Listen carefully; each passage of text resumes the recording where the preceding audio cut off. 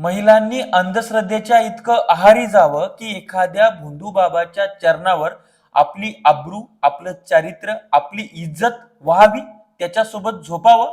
आणि तुम्ही म्हणता शिव शाहू फुले आंबेडकरांचा हा महाराष्ट्र आहे? कुठल्या साईडनं? आमचे तुकाराम महाराज म्हणत होते, ऐसे कैसे झाले भोंदू, कर्म करुनी म्हणती साधू, अंगा लावूनी राख, डोळा झाकूनी करती पाप. हा एक पकडला गेलाय, परंतु असे कित्येक महाराष्ट्राच्या गावखेड्यामध्ये अजूनही जिवंत आहेत. ते दिवसा ढवळ्या शोषण करतायत, परंतु याकडे कोणाचं लक्षच नाही. मुळामध्ये या बाबाच्या जाळ्यात अडकलेले लोक कोण आहेत? तुमच्या माझ्यासारखे शेतकरी आहेत, रोजमजुरी करणारे आहेत, दिवसभर गुजराण करून संध्याकाळची रोजीरोटी भागवणारे आहेत? नाही. गर्भ श्रीमंत, अति श्रीमंत लोक आहेत, जे स्वतःला उच्चभ्रू समजतात. ज्याला नाही अब्रू तो उच्चभ्रू. हे असले नालायक घाण लोक. आणि विशेष म्हणजे त्याची जी भक्त मंडळी होती, मेल आणि फिमेल. आता फिमेल म्हणजे महिला कोण होत्या? तर चांगल्या चांगल्या घरातल्या महिला होत्या. आता ज्या ज्या श्रीमंत लोकांनी त्याच्याकडं आपल्या घरच्या महिला पाठवल्या असतील, आज त्यांच्यावर काय वेळ आली असेल? त्यांना भावपूर्ण श्रद्धांजली. काय थिंकिंग येत असेल त्याच्या डोक्यामध्ये? कारण की उभ्या महाराष्ट्रानं त्या भोंदू बाबाचा तो परमपराक्रमी म्हणजे महापराक्रम बघितलेला आहे. सगळा व्हिडिओ त्याच्या कोणी ब्लर करून टाकलाय, कोणी डायरेक्ट टाकलाय हाय क्वालिटीमध्ये सीसीटीव्ही फुटेज. असे त्याच्याकडे शेकडो व्हिडिओ आहेत. आकडे वाढत चालले. 2000 पर्यंत महिलांना त्यानं उपभोगलेलं आहे. कसं? अंधश्रद्धेचं हे दाखवून, तू माझ्या पूर्वजन्मीची राधा आहे, मी तुझा कृष्ण होतो, या सगळ्या गोष्टी. त्यानं पतीला बाहेर ठेवलं, पत्नीला आत बोलवलं, पत्नीला त्या पतीविषयी वाईट सांगितलं, पतीला आत बोलवलं, पत्नीला बाहेर ठेवलं, पतीला त्या पत्नीविषयी वाईट सांगितलं. नवरा बायकोमध्ये, कुटुंबामध्ये या नालायकांना भांडणं लावले. त्याच्यानंतर यानं अक्षरशः स्वतःचं मूत्र त्या महिलांना पाजलंय. जी महिला सांगते ना, खारट खारट लागत होतं मला जे दिलं प्यायला, ते मूत पाजलेलं आहे. मूत. समजलं का? अरे कुठे शेण खातोय आपण? एखादा वेडा डोकं फिरलेला व्यक्ती शेण खायला लागला, विष्टा खायला लागला, तर त्याला तुम्ही पागल म्हणता, दगड मारता.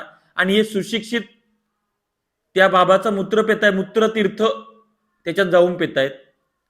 अनेक आमदार, खासदार, या राज्याचे 9 मंत्री या बाबाच्या संपर्कात आहेत.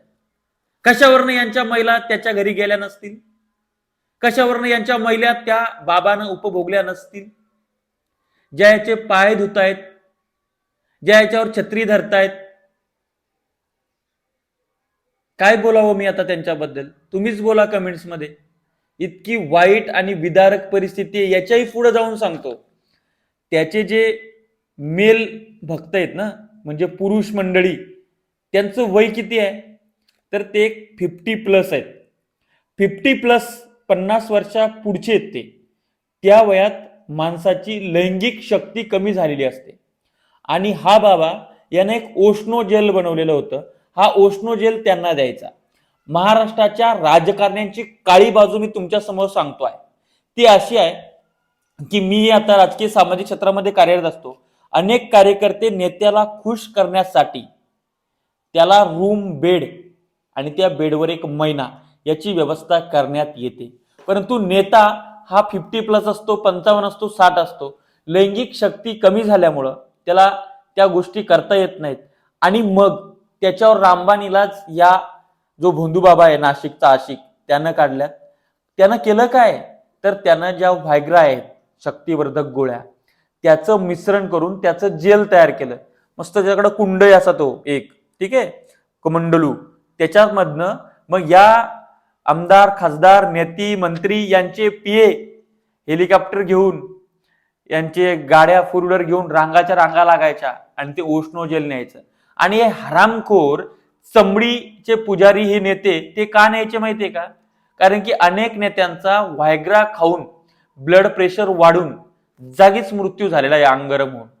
म्हणून त्यांना असं वाटतंय की बाबा त्या व्हायग्रा घेऊन मेल्यापेक्षा हा नाशिकचा आशिक जो भोंदू बाबा आहे हा आयुर्वेदिक काहीतरी देतोय. पण हा आयुर्वेदिक नव्हता देत, हा व्हायग्राच त्यांना पाणी करून देत होता, पण चुत्या बनवत होता या महाराष्ट्रातल्या नेत्यांना. ही यांची लायकी. तुम्ही यांच्याकडनं तुमची व्यवस्था परिवर्तनाचे स्वप्न बघता, तुमच्या उज्ज्वल भविष्याचे स्वप्न बघता. हे किती नीच आहेत, किती नालायक आहेत, किती थर्ड क्लास आहेत, यांच्यासाठी शब्दच नाही आहेत आपल्याकडे. आणि श्रीमंत लोकांमध्ये हे भोंदूगिरीचं प्रमाण खूप आहे. पैसा जास्तीत जास्त येण्यासाठी ह्या भोंदूपणा ते करत असतात. त्याच्यानंतर अनेकांना मंत्रिपद हवं असतं, कोणाला आमदारकी हवी असती, कोणाला राज्यसभा हवी असती, आणि मग तो एखादा त्याच्या नांदी लागतो आणि तो दुसऱ्याला नेतो. मग त्याच्यामध्ये या भोंदू बाबासोबत मुख्यमंत्री देवेंद्र फडणवीसांचे फोटो आहेत, केंद्रीय गृहमंत्री अमित शहाचा फोटो आहे, उपमुख्यमंत्री एकनाथ शिंदेचा फोटो आहे, महाविकास आघाडीचा राष्ट्रवादीचा जयंत पाटील, माजी प्रदेशाध्यक्ष आमदार जयंत पाटील यांचा फोटो आहे, निलेश लंकेचा फोटो आहे, त्याच्यानंतर तो केसरकरचा फोटो आहे, श्रीकांत शिंदेचा फोटो आहे. या सगळ्या लोकांचे फोटो त्यासोबत आहे. सुनील तटकरेचा आहे. त्या सुनील तटकरेनं त्यांनी तर ते अनामिका कापलेली त्याच्या नांदाला लागून, त्या रुपाली चाकणकर अँड कंपनी. व्हीएसआर मध्ये सुद्धा याचे काहीतरी भाग आहे किंवा ती कंपनी आहे. अजितदादांचा अपघात झाला म्हणजे एकंदर सुनील तटकरे, रुपाली चाकणकर, हा भोंदू बाबा, व्हीएसआर कंपनी, या सगळ्यांचे कनेक्शन, दादांनी वापरलेलं विमान, याच्यावरनं सुद्धा आता संशयाची पाल चुकचुकते आहे. सगळी सखोल चौकशी झाली पाहिजे. चौकशी चालू आहे, घबाड पोलिसांच्या हाती लागतंय. स्थानिक पोलिसांना हा सगळा प्रकार माहिती होता, त्यांना सुद्धा आरोपी करणं गरजेचं आहे. रुपाली चाकणकरला सुद्धा आरोपी करणं गरजेचं आहे. काय वाटतं लिहा कमेंट्स मध्ये. खूप विचित्र आहे, कुठं चाललो आपण. धन्यवाद.